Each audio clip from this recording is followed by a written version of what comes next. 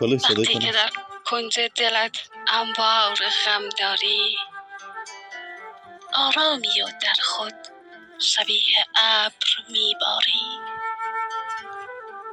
وقتی که از دل واپسی لبریزی و بایس، در خاک حسرت دانه تردید میکاری.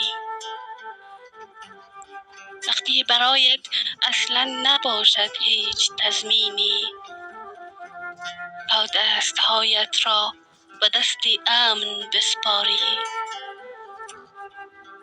وقتی که سهمت نیست هر لحظه به جز این که یک گوشه بنشینی و هی افسوس بشماری.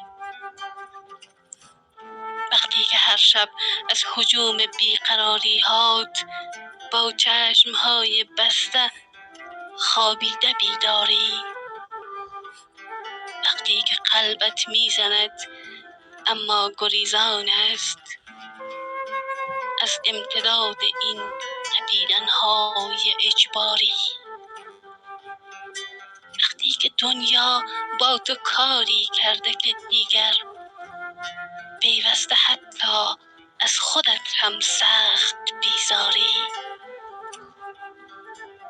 وقتی که از هر آشنا با ناجوان مردی هی میخوری زخم عمیق و ضربه کاری. وقتی که سرد و دل زده از عالم و آدم در فکر هم آغوشیت با چوبه داری. وقتی که باید بی امان همواره با صد رنج آن شانه های خسته ات آوار برداری. کارت به جایی میرسد گاهی که میفهمی باید ببری از تعلقهایت. آری،